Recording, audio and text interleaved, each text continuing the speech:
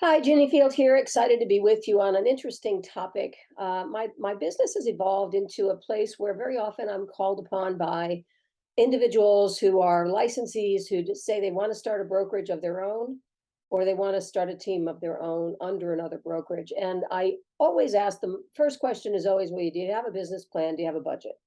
Because after the years I've done this and having managed for so long in two different states, I've figured out about 8 different companies in my career. That's the big piece that's often missing.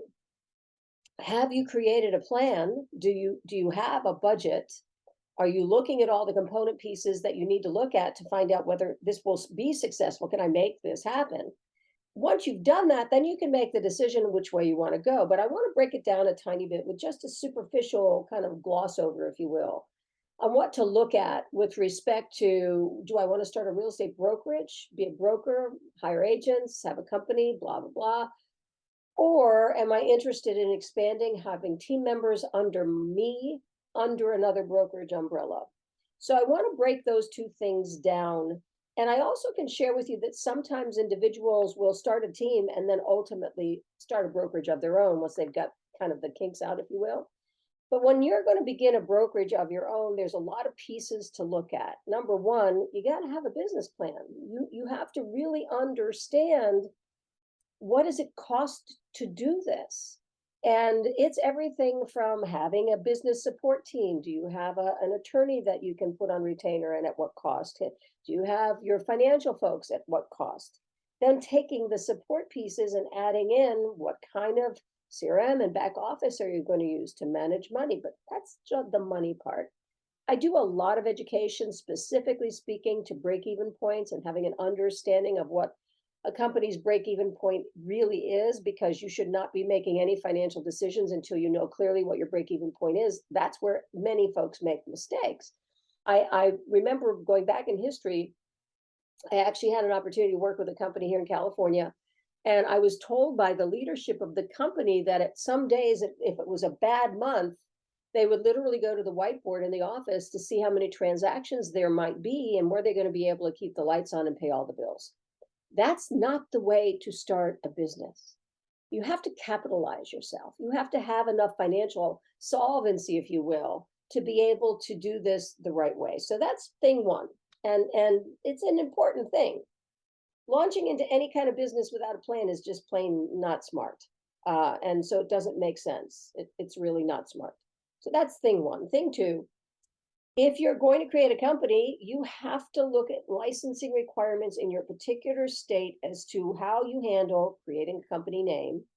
I know where I am currently and where I used to practice, if there's a DBA that's created, a corporate doing business as created in California specifically, that DBA has to have a license in order to be able to have agents working under that company name. So there's that. And of course, there's cost to that. And there's often time to that. Some states are pretty efficient and can turn things around in maybe 2 months, but some states it could take 6 months, depending on where you are. So think this through in advance, create the plan, saying, okay, I'm going to have a DBA. This is what my company is going to be called. I'm going to license that. And yay, I have a company. I've created my business plan. I have an estimated budget. And I'm now going to have a company. Yay, I have a company. There's more to do. You have to find an E&O carrier, errors and omissions insurance carrier. You have to find out what the cost of that is going to be. You then have to take the E&O and break it down and say, am I going to do E&O per transaction, or is it going to be a full fee for each agent I hire? And when you're doing the second choice, where you have a one lump sum that the agent pays, it can be cost prohibitive to a brand new agent. And so maybe the per transaction is the way to go. But if you don't know what your E&O is going to cost you, how can you create that number, which then plugs into what I started with, which is the business plan. So you have to find somebody for E&O. You have to decide, do I want to have a real office with bricks and mortar? Do I want to have maybe a totally virtual office and no bricks and mortar? Or do I do a hybrid where maybe you use a shared space as your bricks and mortar, or you find a very small location that is nothing more than a conference space and a workspace and maybe one staff person to be there? What does that cost? This goes back into the budget. So you have to first decide, what does it look like for me? What do I want to create here? Then you have to talk about what kind of compensation you're going to deal with. Am I going to have a traditional split system? Or am I going to do a per transaction, per fee, per desk cost, whatever the case may be, a fee-based company? Either one of those things are fine. And in both cases, when you do it right, you can create profit. But you got to know first which way you want to go, because that piece, the compensation plan piece, ties directly into hiring, recruiting, because you have to grow your company. So you have to figure out which way do you want to go. Then you really have to, we call it in business, we call it mission and vision. But when you break it down, it's really, why am I doing this? And that why am I doing this applies to both building a company, an individual real estate company, as well as becoming a team leader of a team. Why? What's the purpose? I've heard for many years of doing this as long as I have, that very often an agent says, well, I want to have a team so I can make more money. Well, if you don't hire the right people and teach them how to make money, you're not going to make any more money. It's all interrelated, and you have to think that piece through. You have to understand that piece. So we have to talk about recruiting, because recruiting is the lifeblood of every organization. Recruiting for a business owner or a team leader is as important, if not more important, to lead generation and business development for your business, bottom line. Because if you don't recruit, you don't have additional people on your team, and you're therefore not deriving additional income from those team members on your team. And so you've got to figure out a recruiting plan. What does that look like? And by the way, when you know what kind of comp plan you're going to use, and you know how many agents you want to have, and you decide, okay, I'm going to hire this many agents, and my projections, because I'm going to hire the right people, is I'm going to have these people selling maybe 7 houses a year, which is awesome. But then you have to take the company dollar piece. After you pay them, what do you get to keep piece? Or if you're in a fee-based company, how many units do they have to sell, and what money do I derive for that? And then it all goes back to the business plan and your budget. Does it pay for itself? Right? Because, when you go back to your office space, you have to look at utilities and computers, and not computers, maybe you have a workstation computer. Maybe you have a copy machine. Maybe you pay for somebody to go to Staples and make copies. Don't know, but you have to plan for that. So then you keep going, right? You have to have a policy manual. What's your structure of your company? You have to have fair housing policy within that policy manual. And you have to have structure in terms of how those agents that work with you now understand what your policies are, and you have to enforce them. You also have to plan for some type of training, ongoing business meetings. You have to teach your agents how to create a business plan. And by the way, leadership in real estate is not that easy. And when I go back to the recruiting piece, realize, guys, you don't just hire your neighbor's younger sister's twice removed second cousin to work for you because they're a nice person. That's not business. When you're recruiting, you need to recruit the right people for your team. You need to create a culture within your company and so recruit to that culture, so that you don't, when you walk in the office in the morning, when you're in the traditional business model, and you walk into your office and it's your company, you're excited to see those people. You're excited to see them having their levels of success. So that's a very simplistic description of running a brokerage, where you are a broker and you hire agents and you have space and you have comp plans and policy manuals. Now let's switch gears and go over to the team side. When you're looking at building a team, there's, I think, the biggest benefit to being a team leader is that you're under another company's umbrella, if you will. So let's break that down. When I was in management, I had many teams that worked for me, and they were top producing agents that had maybe anywhere from 2 to 7 or more, sometimes, agents that were part of their team. But as the broker owner, the manager, or the managing broker, whatever you want to call it, wherever you are in the country, the broker was still responsible for those team members of your team. And so the benefits: you're not going to open your own company, and you're not going to have everybody has to be licensed, but you don't have to create a DBA unless you're going to have a DBA for your team, which also then does need to be licensed. You don't have to pay more rent or mortgage. You don't have to pay utilities. You don't have to pay any of that. It's all absorbed under the brokerage umbrella, which can be a benefit to you. But the broker is still responsible for the team members you hire. And on top of that, there still has to be a level of responsibility on your part as the team leader for recruiting, which takes us back to the other piece. It's the same exact thing.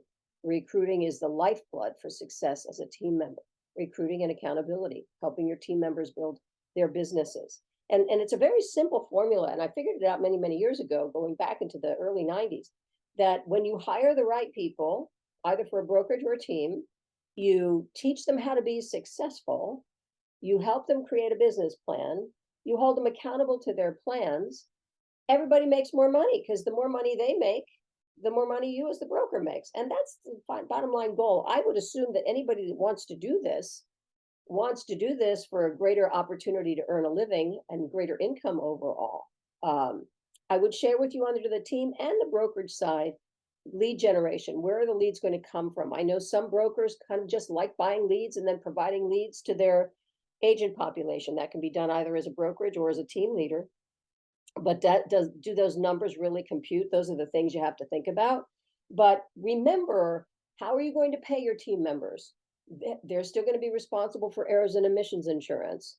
If you're on a traditional split system, then what percentage of split that's gross earned by you is going to be split with your agent population?